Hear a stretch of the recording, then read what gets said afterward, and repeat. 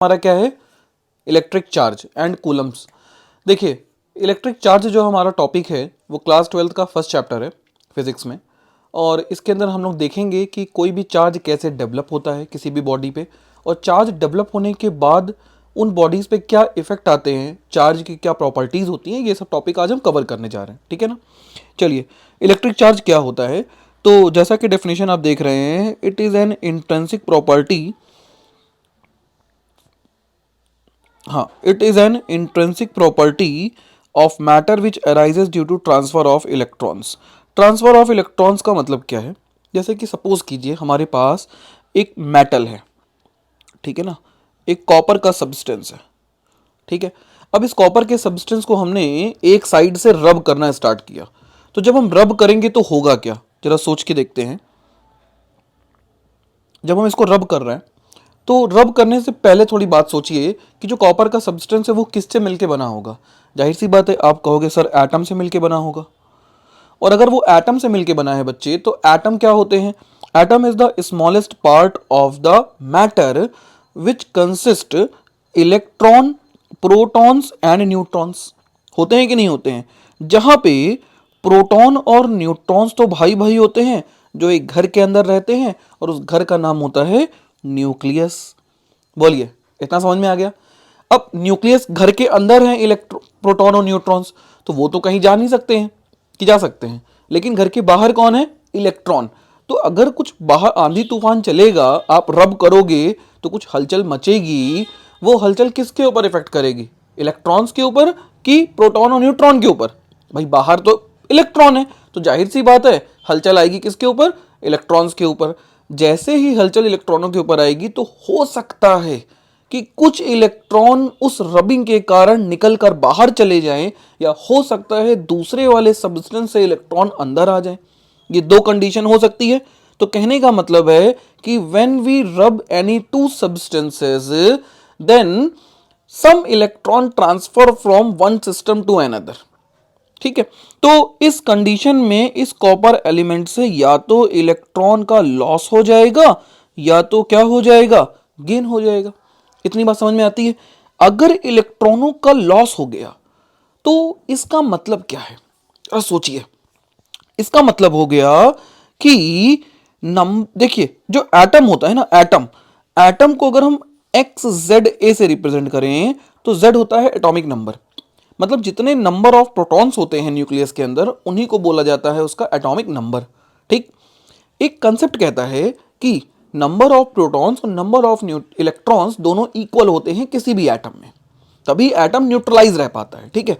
तो अगर मान लीजिए लॉस ऑफ इलेक्ट्रॉन हो गया, लॉस ऑफ इलेक्ट्रॉन हो गया, तो इसका मतलब नंबर ऑफ प्रोटॉन ज्यादा हो गए किससे, इलेक्ट्रॉन से, हो गए कि नहीं हो गए। लेकिन अगर गेन हो गया, गेन ऑफ इलेक्ट्रॉन, तो उस केस में क्या हुआ, नंबर ऑफ इलेक्ट्रॉन ज्यादा हो गए किससे, प्रोटॉन से, हो गया कि नहीं हो गया। तो आप ऐसे समझिए कि जितने, जैसे मान लीजिए 10, पहले 10 इलेक्ट्रॉन थे, 10 प्रोटॉन थे, मान लेते हैं, ठीक है। आपने रब किया, एक इलेक्ट्रॉन और आ गया, तो पहले 10 इलेक्ट्रॉन 10 प्रोटॉन थे, 10 इलेक्ट्रॉन 10 प्रोटॉन थे, एक और आ गया तो 11 इलेक्ट्रॉन 10 प्रोटॉन हो गए। तो 10 तो आपस में न्यूट्रलाइज कर लिए, लेकिन जो वो एक एक्स्ट्रा आया है वो क्या करेगा, वो उस पूरे के पूरे सब्सटेंस को चार्ज कर देगा, एक प्रॉपर्टी डेवलप कर देगा, उस प्रॉपर्टी को ही हम क्या बोलते हैं, इलेक्ट्रिक चार्ज। क्लियर हो गया। तो what is the definition, it is an intrinsic property of matter which arises due to transfer of electrons. ये प्रॉपर्टी किसकी वजह से आई है, इलेक्ट्रॉनों के ट्रांसफर की वजह से आई है, इसीलिए इसको ट्रांसफर ऑफ इलेक्ट्रॉन की वजह से आने वाली प्रॉपर्टी ही कहते हैं। क्लियर। इंट्रिंसिक का मतलब क्या है, यहां पे एक टर्म आ रहा है इंट्रिंसिक प्रॉपर्टी। इंट्रिंसिक का मतलब होता है अंदर से, जैसे आप चुपचाप बैठे हुए हो, मैं एक तो चुटकी काट दूं आपको, क्या होगा, गुस्सा आएगा, वो अंदर से आया है ना, भले उसका इफेक्ट बाहर था लेकिन अंदर से आया कि नहीं आया। तो कहने का मतलब है ये जो प्रॉपर्टी डेवलप हो रही है वो उसके अंदर से डेवलप हो रही है, इसी को हम क्या बोलते हैं, इलेक्ट्रिक चार्ज। क्लियर हो गया। चार्ज हमारे दो टाइप के होते हैं, कौन कौन से, इलेक्ट्रॉन्स की लॉस की वजह से और प्रोटॉन्स की वजह से। तो charge are two type, number 1 positive charge, number 2 negative charge. कोई दिक्कत, पॉजिटिव चार्ज कब आता है? तो पॉजिटिव चार्ज किसी भी सिस्टम में आएगा जब इलेक्ट्रॉनों की डिफिशियंसी होगी, मतलब बॉडी से जब इलेक्ट्रॉन बाहर निकलेगा तब आएगा क्या? Positive charge. कोई दिक्कत? तो हम क्या लिख सकते हैं बच्चे, देखिए हम लिख सकते हैं, बोलिए पॉजिटिव चार्ज कब आएगा? तो due to loss of electron, due to loss of electron. Negative charge कब आएगा? Due to gain of electrons. कोई दिक्कत? इतना समझ में आ गया? तो charges are two type, charges are two type. कौन कौन से? पॉजिटिव चार्ज और नेगेटिव चार्ज। पॉजिटिव चार्ज कब आएगा? जब किसी बॉडी पे लॉस होगा इलेक्ट्रॉनों का, तब आएगा पॉजिटिव चार्ज। नेगेटिव चार्ज कब आएगा? जब बॉडी में गेन होगा तब उसे नेगेटिव चार्ज हो जाएगा। मान लीजिए, सपोज कीजिए कोई भी दो बॉडीज हैं, एक ए है दूसरी बी है। ए और बी को हमने रब किया आपस में, ठीक है। ए से 10 इलेक्ट्रॉन निकल के चले गए, कहां चले गए? बी में चले गए। किस पे पॉजिटिव आएगा, किस पे नेगेटिव आएगा, बताइए। लॉस किसका हुआ? ए में इलेक्ट्रॉन निकले हैं तो इलेक्ट्रॉन निकल के कहां गए हैं? बी में गए हैं। तो इलेक्ट्रॉन में ए में इलेक्ट्रॉनों की कमी हो गई है। अगर इलेक्ट्रॉनों की कमी हो गई है तो इसके अंदर क्या होंगे? प्रोटॉन ज्यादा हो जाएंगे, और प्रोटॉन की वजह से जो इफेक्ट आएगा उसको हम क्या बोलेंगे? Positive charge. तो ए हमारा क्या हो गया? पॉजिटिवली चार्ज हो गया। और उतने ही अमाउंट में बी क्या हो गया? नेगेटिवली चार्ज हो गया। क्यों हो गया? क्योंकि बी ने इलेक्ट्रॉनों को गेन कर लिया है। क्लियर हो गया? चलिए आगे बढ़े, प्रॉपर्टीज ऑफ चार्ज की बात करते हैं। तो दो तीन चार प्रॉपर्टीज आपके सामने दिखाई दे रही है। नंबर 1 क्या लिखा है? Like charges are repel each other and unlike charges are attract each other. अगर पॉजिटिव पॉजिटिव है तो दोनों एक दूसरे को क्या करेंगे? रिपल करेंगे। नेगेटिव नेगेटिव है तो भी क्या करेंगे? रिपल करेंगे। लेकिन अगर एक पॉजिटिव है दूसरा नेगेटिव है तो क्या होंगे? वो दोनों एक दूसरे से अट्रैक्ट होंगे। ये बात समझ में आती है? कोई दिक्कत यहां तक? आगे बढ़ते हैं। Electric charge are additive in nature. इसका मतलब क्या होता है, इसको समझते हैं। तो एडिटिव नेचर का मतलब क्या होता है बच्चे? मान लीजिए हमारे पास कोई सिस्टम है, जैसे मान लीजिए कि एक बॉडी है, ठीक है ना, ए। इसके पास एक बार बी आया और बी से रब हुआ, तो रब होने के बाद में सपोज कर लेते हैं कि ए से 10 इलेक्ट्रॉन चले गए, ठीक है। मतलब इलेक्ट्रॉनों की क्या हो गई? डिफिशियंसी हो गई। कैसा चार्ज आया? पॉजिटिव चार्ज आया। तो ए आपका पॉजिटिवली चार्ज हो गया कि नहीं हो गया? हो गया। अब सडनली मान लीजिए कोई बी सी मेटल आया और उसने इसको कुछ इलेक्ट्रॉन दे दिए, कुछ इलेक्ट्रॉन इसको क्या किए? दे दिए। तो उस केस में क्या होगा? इसके पास इलेक्ट्रॉन बढ़ गए। तो मान लीजिए इसने 5 इलेक्ट्रॉन दे दिए, तो 5 इलेक्ट्रॉन देने के बाद गए कितने थे? 10। आए कितने हैं? 5। आए कि नहीं आए? तो उस केस में टोटल चार्ज जो देखा जाएगा वो सिर्फ 5 गए हुए चार्जेस से, इलेक्ट्रॉनों की वजह से ही आएगा। कहने का मतलब आप ऐसे समझिए इसको, एडिटिव नेचर का मतलब होता है एलजेब्रिक सम। क्या मतलब होता है बेटा? एलजेब्रिक सम। जब हम चार्जेस का एलजेब्रिक सम करेंगे तो उनको बोला जाता है एडिटिव नेचर। जैसे कि कोई एक सिस्टम है, मान लीजिए उसके ऊपर 10 कूलम का चार्ज है। Coulomb is the unit of charge, अभी बताएंगे, हम आगे डिस्कस करेंगे। मान लीजिए, ठीक है, प्लस 10 कूलम का चार्ज है। आपने इसको -2 कूलम का और चार्ज दे दिया। -2 कूलम देने का मतलब क्या हुआ? माइनस का मतलब है कि नेगेटिव चार्ज दे दिया, ठीक है। नेगेटिव मतलब इन द सेंस हो गया कि डिफिशियंस इलेक्ट्रॉन एक्सेस थे उसके पास में। टोटल चार्ज कितना हो गया इसके ऊपर अब? तो 10 - 2 बोले तो 8 कूलम का चार्ज हो गया। This is known as additive nature of charges. Clear हो गया? दूसरा क्या है? Electrons electric charges are quantized. Quantize का मतलब क्या होता है? यहां पे एक टर्म आ रहा है क्वांटाइजेशन। क्वांटाइजेशन का मतलब होता है, जैसे कि आप मान लीजिए मार्केट में जाते हैं साबुन की बट्टी वगैरह खरीदने, तो आप क्या बोलते हो? भैया आधी साबुन दे दीजिए। नहीं बोलते हो ना, आप क्या बोलते हो? सर 1 साबुन दे दीजिए, 2 साबुन दे दीजिए। मतलब आप हमेशा ही नंबर्स के फॉर्म में मांगते हो, इंटीजर्स के फॉर्म में मांगते हो, पॉजिटिव इंटीजर्स के फॉर्म में मांगते हो। होता है कि नहीं होता है? आधा पौना नहीं मांगते हो आप लोग। तो क्वांटाइजेशन का मतलब होता है कि निकलेगा तो इलेक्ट्रॉन पूरा निकलेगा, नहीं तो नहीं निकलेगा। ऐसा नहीं हो सकता है कि वो इलेक्ट्रॉन आधा बाहर हो आधा अंदर हो, ऐसा पॉसिबल नहीं होगा। तो इसका मतलब हो गया क्वांटाइजेशन का मतलब कि जब भी इलेक्ट्रॉन किसी सिस्टम से निकलता है तो वो पूरा का पूरा इलेक्ट्रॉन निकल जाता है बाहर। इसीलिए क्लियर हो गया, इसीलिए इसको बोलते हैं टर्म को क्वांटाइजेशन। चलिए आगे बढ़ते हैं। Last topic is last property, the electric charge of the system are conserved. Conserved यहां पे कैसे है, वो कंजर्व्ड का मतलब क्या है कि लॉस ऑफ इलेक्ट्रॉन्स नहीं होते हैं।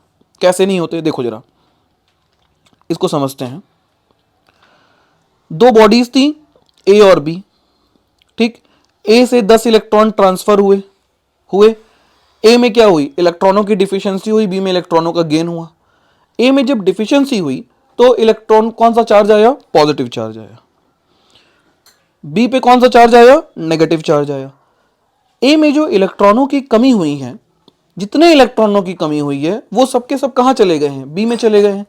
तो क्या लॉस हुआ, नहीं हुआ। ए में इलेक्ट्रॉन जितने कम हुए बी में उतने बढ़ गए, और इस पूरे सिस्टम में नंबर ऑफ इलेक्ट्रॉन वही के वही बने रहे। This is known as conservation of charge. Clear हो गया, बोलिए। तो हमने क्या क्या पढ़ा, इलेक्ट्रिक चार्ज क्या होता है, it is the property which arises due to transfer of electrons. Charge are two type, positive charge and negative charge. Positive charge कब आएगा, due to loss of electrons. Negative कब आएगा, due to gain of electrons. Properties of charge की बात करेंगे तो like charges are repel each other, unlike charges are attract each other. Number 2 क्या था बेटा, बोलिए। Charge shows additive nature, charges are quantized and charges are conserved. Clear हो गया इतना। एक फॉर्मूला याद रखिएगा, चार्ज का फॉर्मूला होता है Q is equals to N, जहां पे E क्या है, E को बोलते हैं इलेक्ट्रॉनिक चार्ज।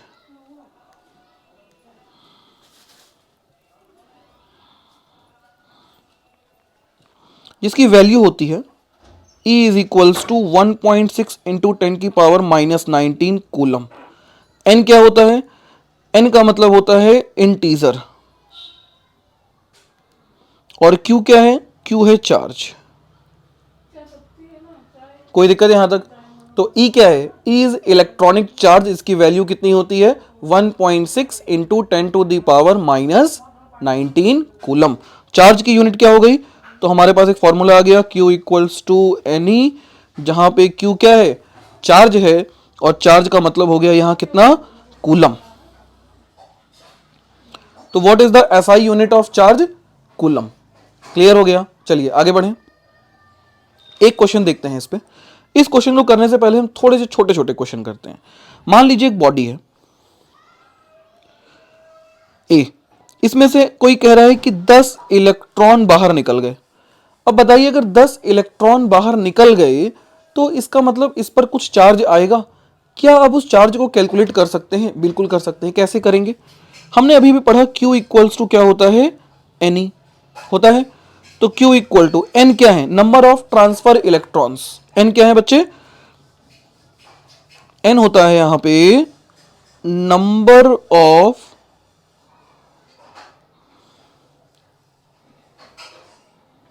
Transfer electrons. कोई दिक्कत, तो कितने इलेक्ट्रॉन ट्रांसफर हुए हैं, 10 इलेक्ट्रॉन ट्रांसफर हुए हैं तो 10 हो गया। ई क्या है, इलेक्ट्रॉनिक चार्ज, जिसकी वैल्यू कितनी होती है 1.6 इंटू 10⁻⁻19। सॉल्व कर लेंगे इसको, कितना आ जाएगा बोलिए, 1.6 इंटू 10⁻⁻18 क्या, कूलम। कोई दिक्कत। अब अगर कोई पूछ ले कि किस नेचर का चार्ज आएगा, तो किस नेचर का चार्ज आएगा ये कैसे पता चलेगा। तो हमने बोला है लॉस हो रहा है, और जब लॉस ऑफ इलेक्ट्रॉन होता है तो कैसा नेचर आता है बोलिए, पॉजिटिव नेचर आता है। बहुत बढ़िया, तो यहां पे कैसा चार्ज आएगा, पॉजिटिव नेचर का चार्ज आएगा। क्लियर हो गया, आगे बढ़े। चलिए अब बताइए कि एक सब्सटेंस बी है और उसने मान लीजिए 10 इलेक्ट्रॉन 100 इलेक्ट्रॉन गेन कर लिए, कहीं आ रहे होंगे, पकड़ लिए, ले लिए। अब बताइए इस पे किस नेचर का और कितना चार्ज आएगा, कर सकते हैं। क्या करना होगा, फॉर्मूला क्या होता है, Q equals to N E, यही तो फॉर्मूला होता है। नंबर ऑफ ट्रांसफर इलेक्ट्रॉन, कितने इलेक्ट्रॉन ट्रांसफर होके आए हैं 100, तो 100। ई क्या होता है, इलेक्ट्रॉनिक चार्ज, वैल्यू रखिए 1.6 इंटू 10⁻⁻19। कोई दिक्कत यहां तक? क्लियर हो गया इतना? आंसर कितना आ गया? 1.6 इंटू 10⁻⁻17 यूनिट क्या होगी? कूलम। बोलिए किस नेचर का चार्ज आएगा? पॉजिटिव आएगा, नेगेटिव आएगा? क्या हो रहा है? लॉस हो रहा है, गेन हो रहा है? आ रहा है ना इलेक्ट्रॉन, तो गेन हो रहा है। गेन हो रहा है तो इसका मतलब क्या होगा बच्चे? नेगेटिव। कोई दिक्कत? क्लियर हो गया? आगे बढ़े। अब इस क्वेश्चन पे आते हैं। आप लोग क्वेश्चन पढ़िए अब तक और ट्राई कीजिए एक बार।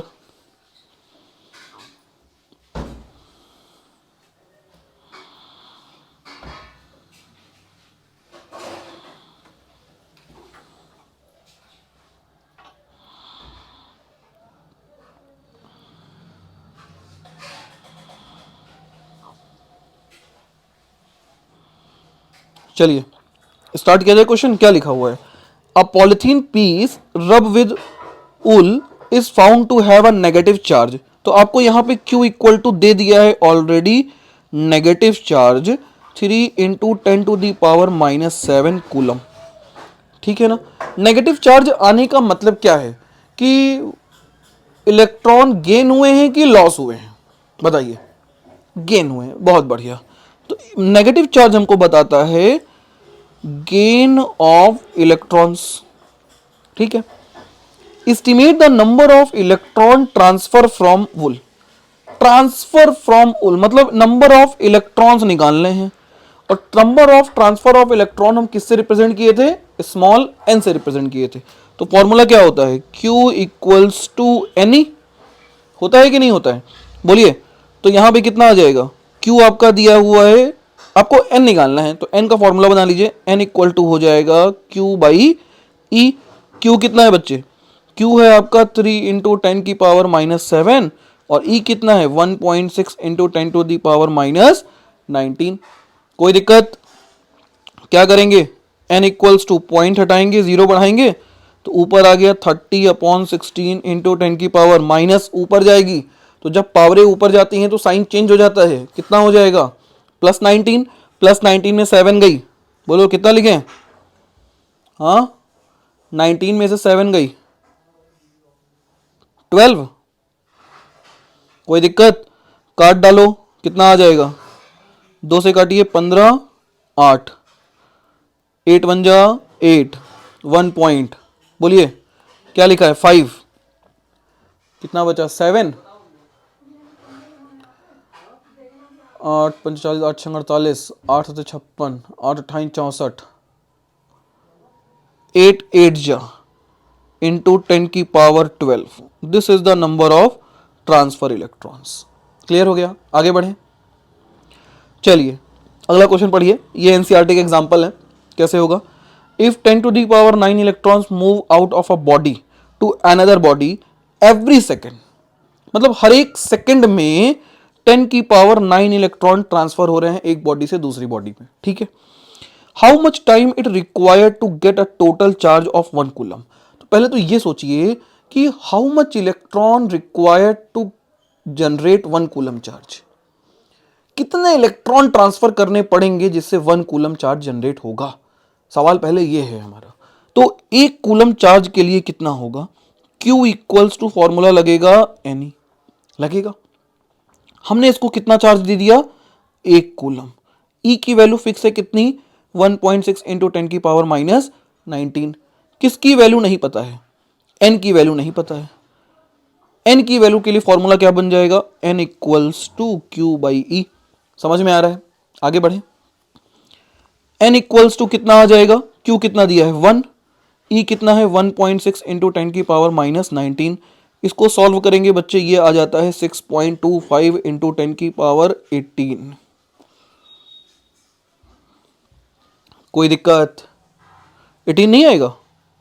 करके देख लेते हैं कितना आएगा फिर। बताओ भैया। 1 इंटू 10⁻19 हो जाएगा ऊपर, अपॉन 1.6, पॉइंट हटाएंगे, जीरो बढ़ाएंगे, एक पावर कम कर लो, 100 इंटू 10⁻18 अपॉन 16। लो आ गया कि नहीं आ गया? 6.25 इंटू 10⁻18। तो याद रखिएगा क्या कि जब भी किसी सिस्टम से 1.6 इंटू 10⁻18 इलेक्ट्रॉन्स ट्रांसफर होकर दूसरे में जाएंगे, या फिर आएंगे इतने इलेक्ट्रॉन, तब उसके ऊपर 1 कूलम चार्ज प्रोड्यूस होगा। सोच के देखो कि सिर्फ 1 कूलम चार्ज प्रोड्यूस करने के लिए कितने इलेक्ट्रॉनों को ट्रांसफर करना पड़ता है, और उसकी वैल्यू हमारी कितनी है, 6.25 इंटू 10 की पावर 18। अब ये सोचो कि 1 सेकेंड में 10 to the power 9 electrons transfer हो रहे थे। तो 1 इलेक्ट्रॉन को ट्रांसफर होने में कितना समय लगा होगा? 1 इलेक्ट्रॉन 1/10 की पावर 9 सेकेंड्स। अरे this is a unitary method. 100 रुपए की 10 पेंसिल, तो 1 पेंसिल कितने की, ठीक है ना। हमें कितने इलेक्ट्रॉन ट्रांसफर कराने हैं 1 कूलम चार्ज के लिए? 6.25 इंटू 10 की पावर 18 इलेक्ट्रॉन्स। तो 6.25 इंटू 10 की पावर 18 इलेक्ट्रॉन्स को ट्रांसफर कराने के लिए समय कितना लगेगा? दोनों साइड इससे मल्टीप्लाई कर दें, तो 6.25 into 10 to the power 18 upon 10 की पावर 9 सेकेंड्स। बोले तो आंसर कितना आ जाएगा? 9 2 जा 18, तो यहां बच गया 9, मतलब 6.25 इंटू 10 की power 9 seconds. This is the final answer. बोलिए क्लियर हो रहा है? कोई डाउट हो तो पूछ लीजिए अभी आप लोग। समझ में आ गया? आगे बढ़ें। एक कंसेप्ट आता है चार्जिंग बाय इंडक्शन। ये बड़ा मजेदार टॉपिक है। देखो कैसे, कभी आपने सोचा है, जैसे मान लीजिए कि कोई एक सब्सटेंस है, कोई एक मेटल है, ठीक है, कोई दिक्कत नहीं है। हमने आपको बताया था प्रॉपर्टीज ऑफ चार्ज में, like charges are repel each other and unlike charges are attract each other, बताया था ना। तो इस मेटल के अंदर number of proton, number of electron सब कुछ है, मतलब पॉजिटिव चार्ज भी है, नेगेटिव चार्ज भी है, दोनों नंबर में इक्वल है, इसीलिए न्यूट्रलाइज है ये एटम, कोई दिक्कत नहीं है। लेकिन जैसे ही इसके पास में कोई पॉजिटिव चार्ज आएगा, क्या होगा? जैसे ही ये पॉजिटिव चार्ज आएगा, इस मेटल के अंदर जितनी भी इलेक्ट्रॉन्स थी वो सब खिड़की पे आ जाएंगी और इस चार्ज को देखने के लिए। ये किस लॉ से आएंगी? क्योंकि जब नेगेटिव चार्ज पॉजिटिव चार्ज को देखेगा तो वो उसकी तरफ क्या होगा? अट्रैक्ट होगा। और जैसे ही अट्रैक्ट होगा, जैसे मान लीजिए आपके शहर में कोई बहुत बढ़िया सी हीरोइन आएगी, तो क्या होगा? सारे बॉयज पहुंच जाएंगे देखने, होगा कि नहीं होगा? या फिर कोई बहुत बढ़िया हीरो आएगा तो क्या होगा? फिर भी गर्ल्स पहुंच जाएंगी देखने। तो उसी तरीके से किसी भी सब्सटेंस के अंदर जितने भी नेगेटिव चार्ज थे, वो उस पॉजिटिव चार्ज को देखने के लिए कहां चली आई? खिड़की पे चली आई। और जैसे ही खिड़की पे आई तो देखा जाए इनके करस्पॉन्डिंग जितने पॉजिटिव चार्ज थे वो बेचारे अलग हो गए। हो गए कि नहीं हो गए? बोलिए, हुआ? तो इस फिनोमिना को, जिसकी वजह से ये हो रहा है, इसी को हम बोलते हैं क्या? इंडक्शन। क्लियर हुआ? तो जब भी किसी सब्सटेंस के अंदर दूसरे चार्ज की वजह से चार्ज प्रोड्यूस हो जाता है, इस इफेक्ट को हम क्या बोलते हैं? इंडक्शन। अब हम यहां पे आपको एक बॉडी दिखा रखे हैं, उस बॉडी को देखते हैं और समझते हैं कि इसमें क्या हो रहा है। देखिए, हमारे पास 2 बॉडीज थी जो अभी आपको न्यूट्रलाइज दिखाई दे रही हैं, ए और बी। कोई चार्ज नहीं है, ठीक है ना। हमने एक रॉड लेके आई, एक इंजेक्शन लेके आया ए के पास। तो जैसे ही ए के पास इंजेक्शन आया, इसके अंदर कैसा चार्ज दिखाई दे रहा है? पॉजिटिव चार्ज दिखाई दे रहा है। तो सारे के सारे ए के अंदर इलेक्ट्रॉन्स जो थी वो एक साइड आ गई, और ए और बी दोनों आपस में टच थे, तो इस वजह से उसमें जितने भी पॉजिटिव चार्ज थे वो दूसरे साइड आ गए। बोलिए, ये बात समझ में आ रही है? भाई पॉजिटिव चार्ज आया, तो पॉजिटिव चार्ज के आते ही उस पूरे सब एटम सिस्टम में जितने भी इलेक्ट्रॉन्स, जितना पॉजिटिव चार्ज आया है, जितने अट्रैक्ट हो रही हैं, उतने इलेक्ट्रॉन्स पहुंच गई खिड़की पे देखने के लिए। किसको? पॉजिटिव चार्ज आया, पॉजिटिव चार्ज आया। और उनके करस्पॉन्डिंग जितने भी पॉजिटिव चार्ज थे वो अपोजिट साइड चले गए, और आपको एक साइड क्या दिखाई दे रहा है? पॉजिटिव चार्ज दिख रहा है, और दूसरे साइड नेगेटिव चार्ज दिख रहा है। कोई दिक्कत नहीं है? इतना समझ में आ गया? चलिए ठीक है, अब इतना क्लियर हो गया। इन दोनों फिगर्स में यही दिखाया गया है। फिर आगे देखते हैं।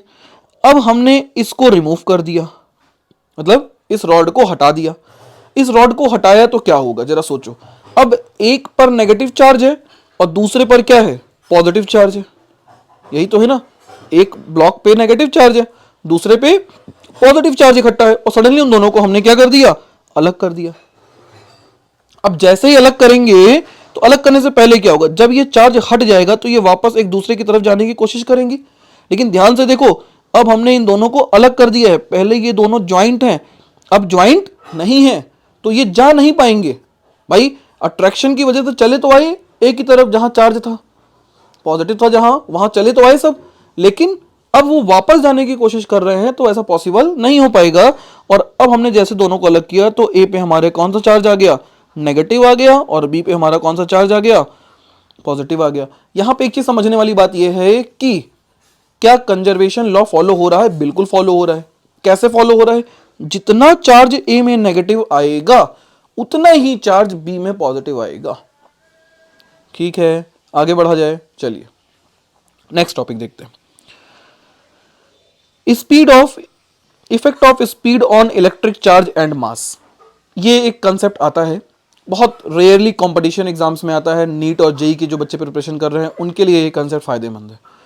देखो क्या होता है कि अगर कोई ऐसा सिस्टम है मान लीजिए, और वो सिस्टम में चार्ज भी है और सिस्टम है तो मास तो होगा ही होगा, और वो मूव कर रहा है। तो जब वो मूव कर रहा होता है तो क्या उसके चार्ज में कोई इफेक्ट आता है या उसके मास में कोई इफेक्ट आता है? तो according to theory of relativity, the mass of a body increases with its speed. जैसे जैसे स्पीड बढ़ेगी उसका मास भी क्या होगा, बढ़ेगा।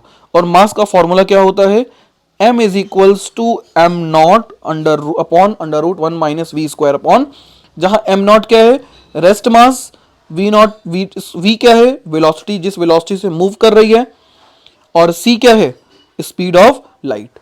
तो अगर सपोज कीजिए कि वेलोसिटी इक्वल टू हो जाए किसके, c के, मतलब कोई भी बॉडी स्पीड ऑफ लाइट से मूव करती है, सपोज करिए, तो क्या होगा, तो v बाई सी की जो वैल्यू है वो 1 हो जाएगी, और जैसे ही 1 होगी तो 1 माइनस 1 जीरो हो जाएगा, और m इक्वल टू आ जाएगा m नॉट बाई जीरो, और समथिंग अपॉन जीरो की वैल्यू हो जाती है इनफाइनाइट।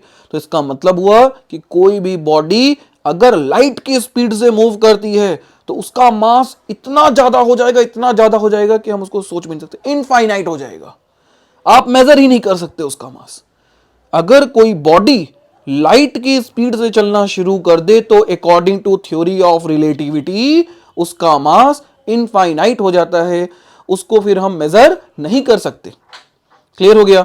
लेकिन अगर उस सिस्टम की बात करें जिस सिस्टम की वो बॉडी के ऊपर चार्ज था जितना, उस चार्ज में क्या इफेक्ट आएगा, तो उस चार्ज पे कोई भी इफेक्ट नहीं आएगा, क्योंकि जब बॉडी मूव कर रही थी तो उसमें से नंबर ऑफ इलेक्ट्रॉनों का कोई भी ट्रांसफर नहीं हुआ, जिसकी वजह से उस बॉडी के चार्ज पर कोई इफेक्ट दिखाई नहीं देगा। क्लियर हो गया? तो इसका मतलब the charge on the body remain constant and does not change with speed. बोलिए क्लियर है? तो याद रखिएगा, अगर कोई बॉडी मूव करती है तो उसका मास बढ़ता है, किस थ्योरी से, theory of special theory of relativity, और उस पे नंबर ऑफ चार्ज की कोई वैल्यू चेंज नहीं होती है। क्लियर हो गया? आगे बढ़ा जाए।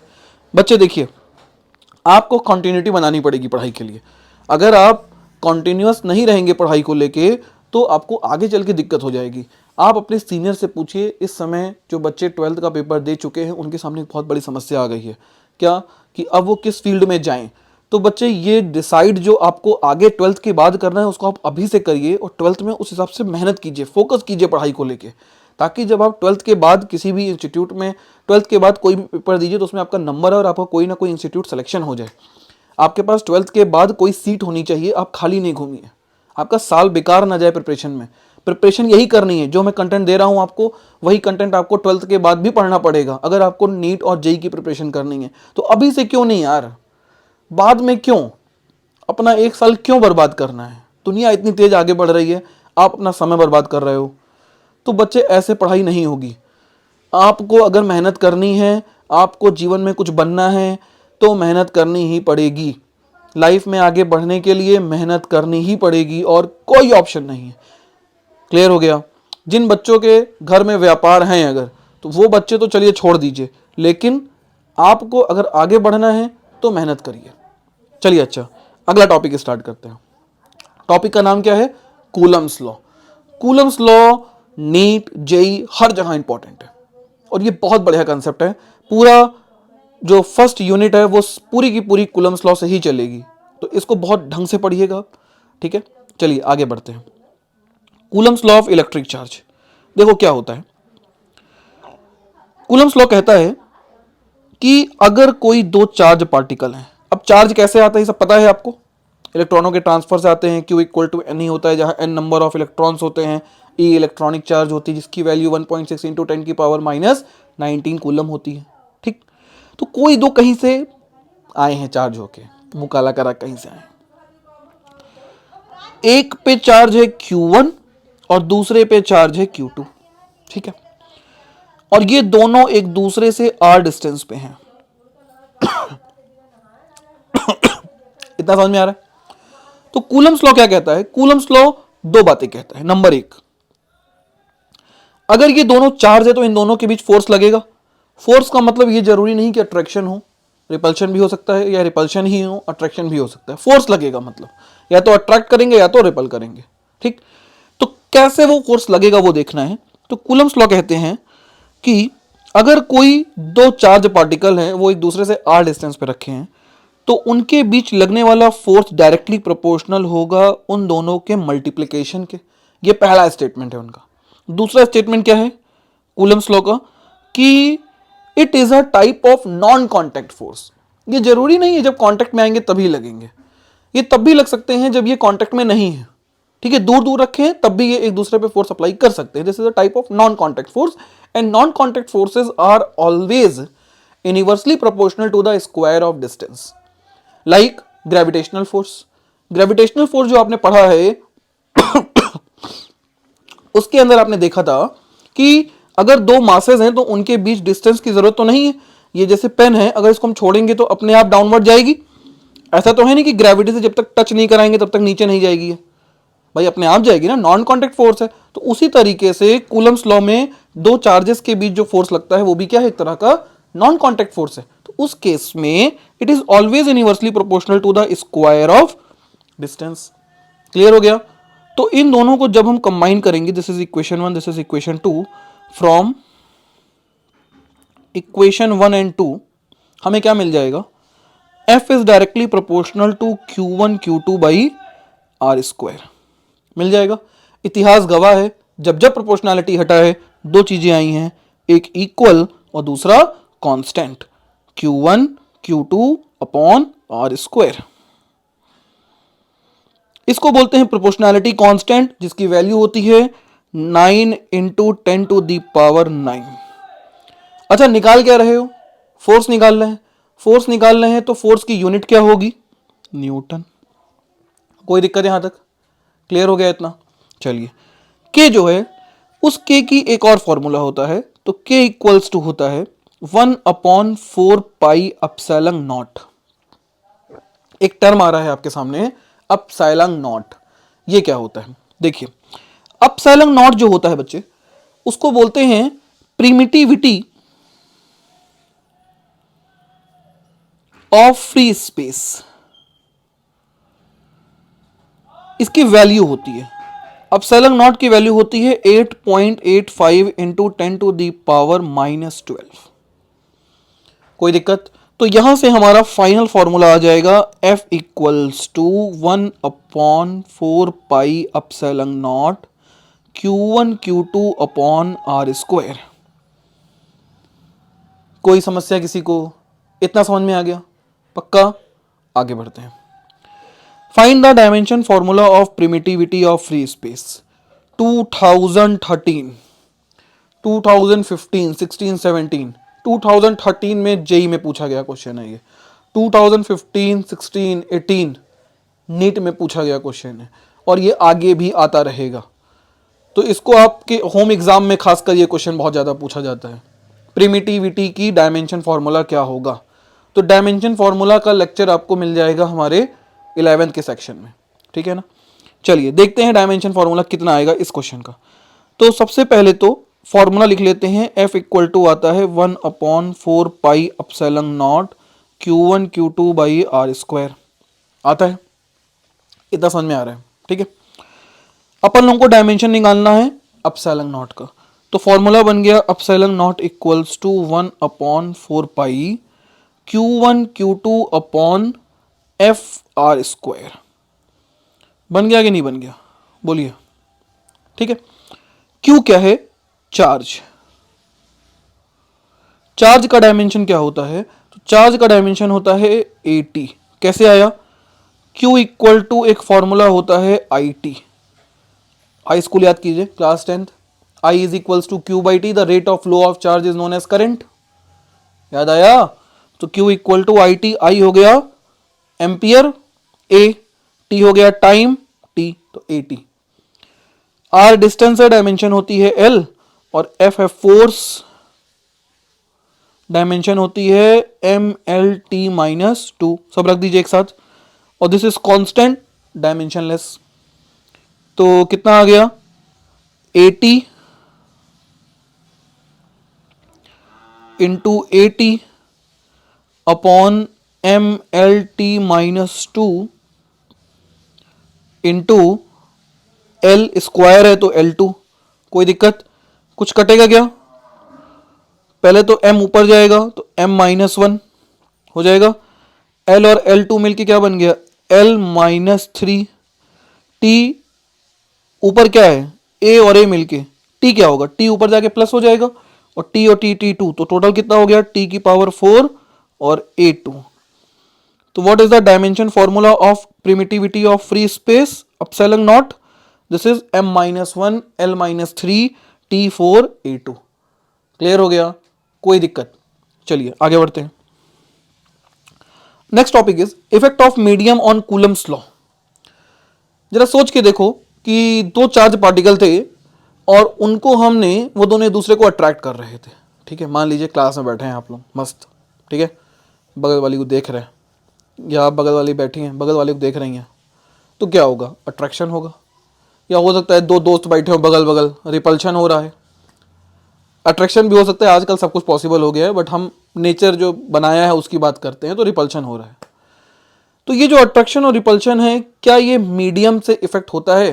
अरे बिल्कुल होता है। क्लास में टीचर नहीं है, बहुत ज़्यादा अट्रैक्शन रिपल्शन होता है। देखा है कि नहीं देखा है आपने? लेकिन अगर मान लीजिए टीचर आ गया तो एक मीडियम आ गया, अरे उसका ऑरा हो जाता है ना क्लास में। लेकिन मान लीजिए अगर हम उन दो के बीच में तीसरे को बैठा दें, ये भी एक इफेक्ट हो जाएगा। या मान लीजिए वॉल खड़ी कर दे, तो जाहिर सी बात है कि मीडियम का इफेक्ट देखने को मिल रहा है कि नहीं मिल रहा है। तो उसी तरीके से जब किसी चार्ज पार्टिकल के सिस्टम को, मान लीजिए हमारे पास दो चार्ज पार्टिकल थे A और B, इनके बीच की डिस्टेंस थी कितनी? R। ठीक है ना? इसको हमने एक मीडियम में डुबो दिया, सडनली मीडियम में डाल दिया। तो जैसे ही मीडियम में डुबो दिया, वाटर के मीडियम में हमने इसको डुबो दिया, डाल दे दिया, अब क्या होगा? ये जो वाटर के मॉलिक्यूल्स हैं, भाई वाटर भी तो एक एटम ही है, सब्सटेंस है, एक लिक्विड जो भी है। तो H2O के अंदर जो H2O की स्ट्रक्चर होती है वो कुछ इस तरीके की होती है।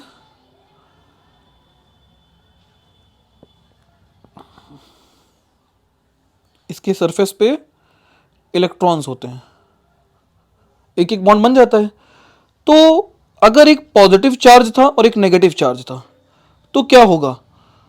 तो बच्चे, जो पॉजिटिव चार्ज है उसके पास ऑक्सीजन चला आएगा,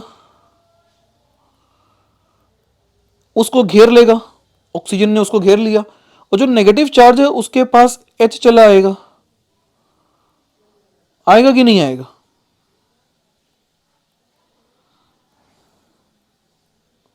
कोई दिक्कत? तो अब बताइए, जो दो हमारे A और B थे उनके पास उतना फोर्स लग पाएगा? नहीं। फोर्स बढ़ जाएगा कि घट जाएगा? क्या लगता है आपको? सोच के देखो, एग्जांपल जो मैंने बताए उसके हिसाब से फोर्स बढ़ जाएगा कि घट जाएगा? घट जाएगा, ऑब्वियस है। तो इसका मतलब कुछ वैल्यू से घटेगा ना, वो वैल्यू कैसे करेंगे? तो उस वैल्यू के लिए फॉर्मूला होता है F equals to 1/4 pi epsilon not Q1 Q2 by R²। आपको बस क्या करना है, आपको यहां एप्सिलॉन नॉट के साथ K लगा देना है, और ये वो K फैक्टर है जिससे ये फोर्स कम हो जाएगा। तो इस K का नाम बोलते हैं डाई इलेक्ट्रिक कांस्टेंट। कोई दिक्कत? और इस पूरे को किसको? अपसाइलॉन नॉट के को पढ़ते हैं अपसाइलॉन्ग, और जहां पे अपसाइलॉन का मतलब होता है प्रीमिटिविटी ऑफ मीडियम। क्या मतलब होता है इसका बच्चे? प्रीमिटिविटी ऑफ मीडियम। इतना समझ में आया? अब देखिए हमने आपको फॉर्मूला भी दिया है, के इक्वल्स टू, यहां से फॉर्मूला क्या आ जाएगा? Permittivity of medium upon permittivity of free space. तो अगर आपके एग्जाम में पूछ ले what is the definition of K, तो how can you define the definition of K? It is define as the ratio of, ध्यान से समझिएगा, it is define as the ratio of permittivity of medium to the permittivity of free space. Clear हो गया? फिर से बोलिए क्या बोला मैंने? इट इज डिफाइन कौन? The dielectric constant. It is define as the medium, it is define as a ratio of permittivity of medium to the permittivity of free space. और प्रीमिटिविटी ऑफ फ्री स्पेस आपको याद होती है कितनी होती है? 8.85 into 10 to the power -12 होती है। कोई दिक्कत नहीं है।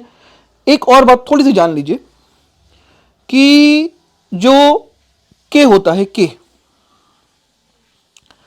के को अगर हम मेटल के लिए निकालें तो मेटल के लिए के की वैल्यू आती है इनफाइनाइट, मतलब मेटल में के की कोई कमी नहीं है। ठीक। अगर हम वाटर के लिए देखें, H2O के लिए, तो के की वैल्यू आती है 81 अप्रॉक्स। लेकिन अगर हम वैक्यूम की बात करें तो के की वैल्यू आ जाती है 1। इसीलिए उस जगह पे के को हम गायब कर देते हैं। क्लियर हो गया? आगे बढ़े, चलिए। Coulomb's law in vector form, next topic is Coulomb's law in vector form. ये कभी कभी क्वेश्चन में देखने को मिलता है, लेकिन हाँ, ये नीट और जेई के रिस्पेक्ट में बहुत ज्यादा इंपॉर्टेंट टॉपिक है। थोड़ा समझते हैं, ऐसा नहीं है बहुत टफ है, बहुत ईजी टॉपिक है। फटाफट खत्म करते हैं इसको। देखिए क्या होता है Coulomb's law in vector form में।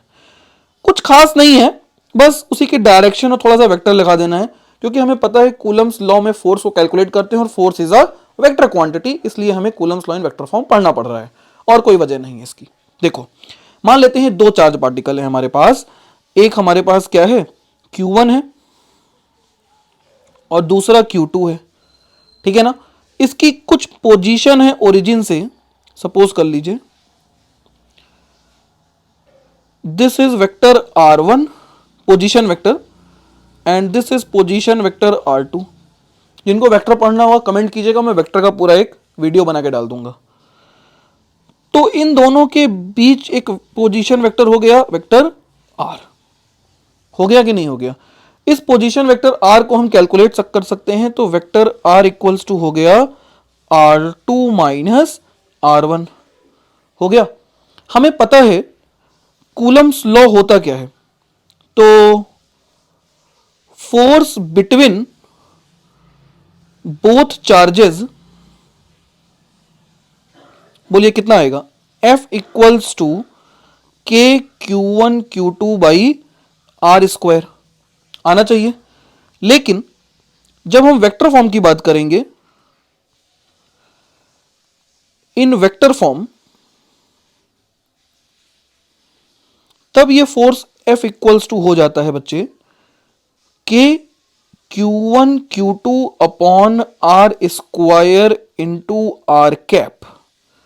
जहां पे R कैप को क्या पढ़ते हैं, कोई बताएगा? बोलो भैया, 12th में हो। This is known as unit vector. क्या पढ़ते हैं बच्चे? Unit vector. बहुत बढ़िया। और यूनिट वेक्टर को लिखते क्या है, तो आर कैप का फॉर्मूला हो जाएगा vector R upon mod of R. तो यहां से हमारा फॉर्मूला क्या बन गया बच्चे? एफ वेक्टर फोर्स, मतलब vector form F equals to K को हम लिख सकते हैं 1/4 पाई एप्सिलॉन नॉट, लिख सकते हैं। Q1 Q2 upon R square, और आर कैप को लिखेंगे वेक्टर आर अपॉन आर। तो वेक्टर आर अपॉन आर को हम रीअरेंज करके लिखोगे तो लिख सकते हो R cube into vector r. This is the vector form of Coulomb's law. इस टॉपिक के क्वेश्चन जब हम आपको नीट और जेई की सीरीज डालेंगे तो उसमें आपको देखने को मिलेगा, ठीक है। बोर्ड में इस टाइप के क्वेश्चन बहुत नहीं आते हैं, मतलब ना के बराबर है। एक आध क्वेश्चन कभी पूछा जाता है तो उस बोर्ड से पहले मैं कवर करा दूंगा आपको इसमें।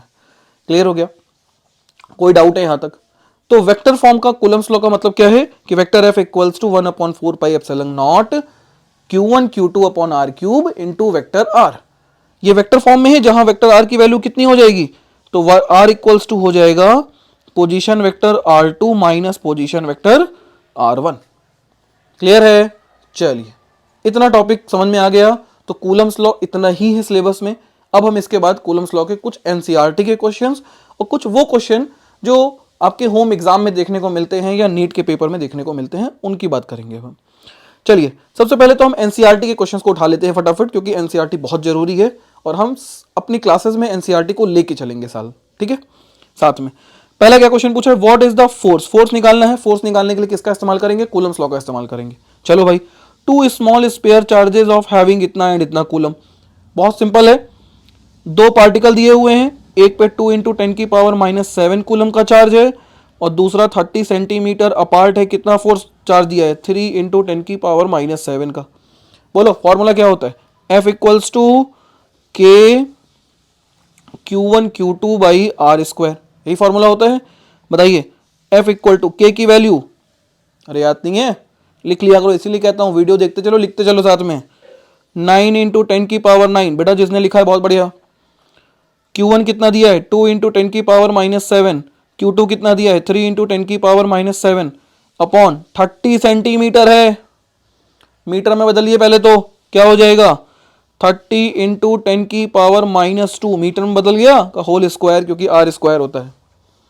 वेक्टर से मतलब नहीं है यहाँ पे नॉर्मल फॉर्मूला लिखेंगे। जब वेक्टर फॉर्म की आई जे के दिया होगा तब वेक्टर सोचेंगे, अभी वेक्टर नहीं सोचेंगे हम लोग, ठीक है ना। चलिए बताइए कितना आ जाएगा। ऊपर तो आ गया 9 × 3 2 6 × 10⁻7 14। 14 में से 9 गई, माइनस का 5, सही है यार, अपॉन नीचे क्या बनेगा? नीचे बनेगा 900 × 10⁻⁻4। 9 से 9 कैंसिल, नीचे आ गया 100। 100 और -4, -2 बन गया ये, और -2 ऊपर गया तो +2 हो गया। तो आंसर इज 6 × 10⁻3 क्या? न्यूटन या फिर 6 मिली न्यूटन। कोई दिक्कत? बोलिए।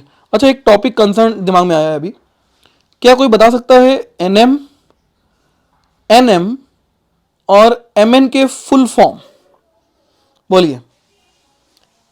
बहुत टफ नहीं है, सोचिए, बहुत इजी क्वेश्चन है। कैपिटल एनएम, एनएम और एमएन का फुल फॉर्म क्या होगा फिजिक्स में? देखो बच्चे, एनएम का मतलब होता है न्यूटन मीटर, स्मॉल एन का मतलब होता है नैनोमीटर, और इसका मतलब हो गया मिली न्यूटन। याद रहेगा? क्लियर हो गया? चलिए, अच्छा आगे बढ़ते हैं। नेक्स्ट क्वेश्चन देखिए क्या लिखा है। Electrostatic force on a small sphere of charge is 0.5 microcoulomb due to another charge is इतना 2 न्यूटन, ठीक है। What is the distance between two spheres? तो Q1 Q2 दिया है, F दिया है, R नहीं दिया है। फॉर्मूला क्या है? देखो बेटा, फॉर्मूला नहीं याद रहेगा ना, क्वेश्चन नहीं लगा पाओगे आप लोग, याद रखिएगा इस बात को। के Q1 Q2 by are square हो गया। अपन लोगों को R निकालना है, फॉर्मूला बना लेते हैं। तो आर स्क्वायर इक्वल टू आ गया के Q1 Q2 बाई एफ। देखो, फॉर्मूला बनाने से फायदा ये होता है कि बाद में बहुत सारी वैल्यूज कट जाती हैं, तो हमें कैलकुलेशन का हेडेक नहीं रहता है, ठीक है ना।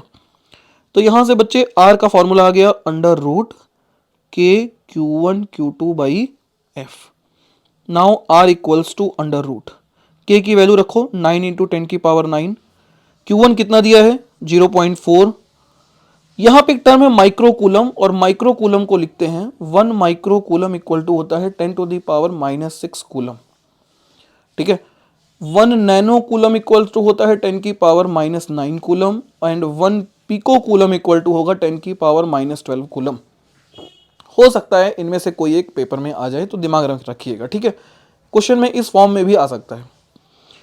तो लिख दे 10⁻⁻⁶, और दूसरा है माइनस से मतलब नहीं है यहाँ पे, क्योंकि प्लस और माइनस सिर्फ ये बताता है कि दोनों एक दूसरे को क्या कर रहे हैं, अट्रैक्ट कर रहे हैं।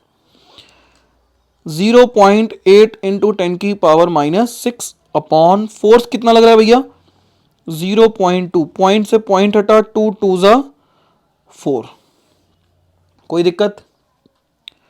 एक पॉइंट और हटा दिए और नीचे 10 बढ़ा दिए, तो देखो 8 2 ज़ा 16, और 16 का अंडर रूट लेंगे तो कितना आ गया बाहर, 4 आ गया, और 9 का अंडर रूट 3 आ गया, अंडर रूट के अंदर 10 की पावर बच गई, 6 6 12, 6 6 12, 12 में से 9 गई, बोलिए -3, और 10 की पावर -1 -4, तो -4। इसको हम क्या लिख सकते हैं, 12 इंटू 10 की पावर -2, बोले तो 12 सेंटीमीटर। कोई दिक्कत, this is the in metre and this is in centimetre. Clear हो गया। आगे क्या पूछा है, what is the force on the second sphere due to first. देखो भैया ये बहुत अच्छा क्वेश्चन पूछा है इसने। एक था Q1, दूसरा था Q2, और दोनों मान लो एक दूसरे को रिपल कर रहे हैं, ठीक है ना। तो Q1 ने इस पर अगर फोर्स लगाया F, तो एक न्यूटन बाबा थे, वो क्या कहते थे कि उनका एक लॉ था, every action have equal and opposite reaction same in nature, this is known as, क्या बोलते हैं इसको, एक्शन रिएक्शन लॉ या एक्शन रिएक्शन फोर्सेस। तो according to Newton's third law, according to Newton's third law, every action have equal and opposite reaction, so हमारा जो force on second sphere है first पे, वो भी क्या रहेगा, सेम रहेगा, और वो कितना रहेगा, 0.2 न्यूटन। क्लियर हो गया। चलिए आगे बढ़ते हैं। क्या लिखा है, check that the ratio of K e square upon G M E M p. यहां पे एम ई एम पी का मतलब क्या है, एम ई और एम पी बोलता है mass of electron and mass of proton is dimension less. तो बच्चे हम मान लेते हैं कि हमारे पास एक इलेक्ट्रॉन है और दूसरा क्या है, प्रोटॉन है, ठीक है। तो इसके पास मास भी होगा, mass of electron, this is mass of proton, और चार्ज भी होगा। तो इलेक्ट्रॉनों पे चार्ज ई होता है, प्रोटॉनों पर भी चार्ज ई ही होता है। फर्क क्या होता है, इस पे माइनस नेगेटिव होता है और इस पे पॉजिटिव होता है, सिर्फ साइन डिफरेंस होता है। तो अगर कोई पूछ ले कि प्रोटॉन का कितना चार्ज होता है, तो आंसर देंगे 1.6 इंटू 10 की पावर -19 ही होता है, ठीक है। आगे बढ़े, तो इन दोनों के बीच में लगने वाला ग्रेविटेशनल फोर्स कितना होगा, तो ग्रेविटेशनल फोर्स हो जाएगा G M E M upon R square, R is the distance between both. अब ये दोनों चार्ज पार्टिकल भी हैं, दिस इज इक्वेशन 1। तो इलेक्ट्रिक फोर्स कितना लगेगा, इलेक्ट्रिक फोर्स अभी अभी हमने पढ़ा, K Q E Q P upon R square, this is equation number 2। हो गया। इक्वेशन 2 को फर्स्ट से डिवाइड कर दीजिए, क्या आ जाएगा, के क्यूपी और क्यूई को हम लिख सकते हैं ई स्क्वायर, क्योंकि दोनों पे चार्ज ई है, upon R square upon G M E M P upon R square equal to, दूसरा है इलेक्ट्रिक फोर्स, और फोर्स की यूनिट क्या होती है, न्यूटन। दूसरे में भी क्या, पहले में भी क्या होगी, ग्रेविटेशनल फोर्स है तो न्यूटन। आर से आर कटा, न्यूटन से न्यूटन कटा, कितना आ गया, K e square upon G M E M p, इसकी वैल्यू 1 आ गई, और इट इज डायमेंशन लेस। तो इसका मतलब ये एक डायमेंशन लेस क्वांटिटी। क्लियर हो गया। आगे बढ़े। हाँ, कुछ लोग क्या करते हैं, जी की वैल्यू रखते हैं, ये रखते हैं, वो, अरे वो तो पहले अपने आप ही नंबर आएगा, उसमें सॉल्व क्या करना है। अगर आप 1 प्रूफ कर दे रहे हैं तो भी डायमेंशन लेस है, 1 is a constant number. Clear हो गया ना। चलिए आगे बढ़े। हमें यूनिट से मतलब है, हमें नंबर से मतलब नहीं है। यहां पे हो सकता है कोई नंबर भी आ जाए, एनी नंबर, क्यों, क्योंकि इसकी वैल्यू अलग आएगी, इसकी वैल्यू अलग आएगी, तो हमें उससे मतलब नहीं है, आएगा तो नंबर ना, यूनिट कट गई तो डायमेंशन लेस। चलिए अच्छा अगला क्वेश्चन देखते हैं। Explain the meaning of the statement electric charge of a body is quantized. Quantization का मतलब हमने क्या बताया था कि electrons are transfer always in integers. तो पहले का आंसर क्या हो जाएगा, electrons are transferred from body always in form of integers. ठीक है ना। दूसरा स्टेटमेंट क्या होगा, why can one ignore quantization of electron charges when dealing with a microscopic. Microscopic क्या होता है, माइक्रोस्कोप का मतलब तो लार्ज स्केल ऑफ चार्ज, जैसे एक आध दो इलेक्ट्रॉन की बात नहीं कर रहे हैं, बहुत सारे इलेक्ट्रॉन, 10 की पावर 15, 10 की पावर 18 माइनस पता नहीं कितने इलेक्ट्रॉन। तो क्या होता है, क्वांटाइजेशन को इग्नोर कर रहे हैं, इसका मतलब क्या है, जैसे हमारे एक कूलम चार्ज को ट्रांसफर करने के लिए हमें कितने इलेक्ट्रॉन करे, 6.25 इंटू 10 की पावर 18। तो यहां तो चलो जब 18 को सॉल्व करेंगे तो वो एक इंटीजर आ जाएगा, लेकिन हो सकता है किसी क्वेश्चन में 6.28 इंटू 10 की पावर 8 आ जाए, ऐसा कुछ आ जाए, या नंबर बढ़ता चला जाए, तो उस जगह पे हम इसको इग्नोर कर देते हैं। क्यों, क्योंकि जब बहुत ज़्यादा अमाउंट ऑफ इलेक्ट्रॉन ट्रांसफर हो रहे होते हैं तब वहाँ पे उतना एक आध इलेक्ट्रॉन के इफेक्ट को हम निगलेक्ट कर देते हैं। आप ऐसे समझिए कि जैसे आप मान लीजिए 5 रुपए की कोई चॉकलेट लेने जाए और 1 रुपए कम है आपके पास, 4 रुपए हैं, क्या देगा, ऑब्वियस नहीं देगा। बट अगर 150 रुपए की आप चॉकलेट लेने जाएंगे और आपके पास 149 रुपीज हैं तो वो आपको मना नहीं करेगा, कहेगा भैया आते जाते दे देना, यही तो बोलेगा। और अगर आप 500 रुपए की चॉकलेट लेने जाएं और आपके पास 499 रुपए हो तो क्या कहेगा, तो ये भी नहीं कहेगा आते आते दे दे, ले जाओ भैया कोई बात नहीं, 1 रुपए कम सही। होगा कि नहीं होगा, तो इसी को बोलते हैं quantization.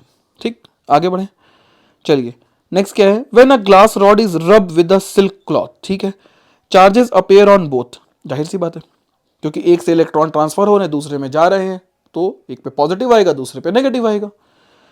A similar phenomena is observed with many other pair of bodies. Explain how it is observation consist with the law of conservation of charge. क्योंकि एक सिस्टम के अंदर जब दो बॉडीज को आपस में आपने रब कराया, ए और बी को, चाहे वो कोई भी उल हो, क्लॉथ हो, कुछ भी हो, उससे मतलब नहीं है, जब आपने दोनों को रब कराया तो क्या इस सिस्टम से बाहर इलेक्ट्रॉन निकल के गया, दो लोग आपस में लड़ रहे थे, उन दोनों को चोट लगेगी, आपको थोड़ी ना लगेगी, कि आपको भी लग जाएगी, आप तो खड़े देख रहे थे ना, तो क्या उसका इफेक्ट आपके ऊपर आया, नहीं आया ना बेसिकली। तो कहने का मतलब है कि जब दो बॉडीज को हम रब करेंगे तो उस केस में एक से इलेक्ट्रॉन निकले दूसरे में चले गए, दूसरे से निकले पहले में चले गए, जो भी हुआ हमें उससे मतलब नहीं है, बट उन दोनों सिस्टम को मिला लें तो टोटल नंबर ऑफ इलेक्ट्रॉन अभी भी क्या है, सेम है। इसी को बोलते हैं कंजर्वेशन। मान लो एक में 10 थे एक में 20 थे, 20 वाले में से 5 निकल के इसमें चले गए, तो इसमें 15 हो गए, इसमें कितने हो गए, 15 हो गए, तो अभी भी 30 हैं और पहले भी 10 और 20 30 थे। लॉस हुआ क्या, नहीं हुआ, नो लॉस, कंजर्व। आगे बढ़े, चलिए क्या दिया है, 4 point charges Q1 QA QB QC QD are located at corner of a square of side 10 centimetre. ठीक है, what is the force on a charge 1 microcoulomb place as centre. ये बहुत बढ़िया क्वेश्चन है, देखो कैसे करेंगे इस क्वेश्चन को।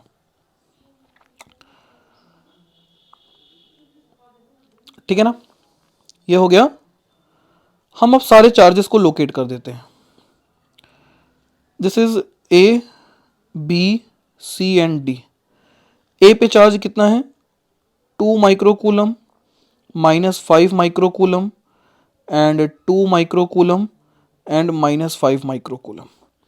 और यहां पे चार्ज सेंटर पे कितना रखा है मैंने, 1 माइक्रोकूलम रखा है। अब जरा सोचो 1 और 5 आपस में क्या होंगे, सिर्फ दो को सोचो, डी वाले के चार्ज को सोचो और 1 को सोचो, दोनों लाइक है कि अनलाइक है, एक पॉजिटिव है दूसरा नेगेटिव है तो अनलाइक हुए। तो -5 वाला ए को अट्रैक्ट करेगा, मान लेते हैं फोर्स लगाया F1, तो F1 की वैल्यू क्या है, के -5 1 micro square coulomb upon distance हो गई R, सबकी डिस्टेंस सेम है, उतने ही फोर्स से -5 इधर भी खींचेगा, F2 इक्वल टू F1, होगा कि नहीं होगा। तो दोनों फोर्सेस एक दूसरे को क्या कर दिए, कैंसिल कर दिए। 2 वाला 1 को क्या करेगा, लाइक चार्जेस है दोनों, रिपल करेगा, करेगा, और ये वाला 2a वाला भी क्या करेगा, रिपल करेगा। फिर दोनों एक दूसरे को क्या कर दिए, कैंसिल कर दिए। तो F net on 1 micro coulomb कितना आ गया, 0। बोलिए कोई दिक्कत, क्लियर हो गया। इसके और क्वेश्चंस की सीरीज मैं आपको आगे दे दूंगा, आप वहां से देखिएगा नेक्स्ट वीडियो में। थैंक यू बच्चों।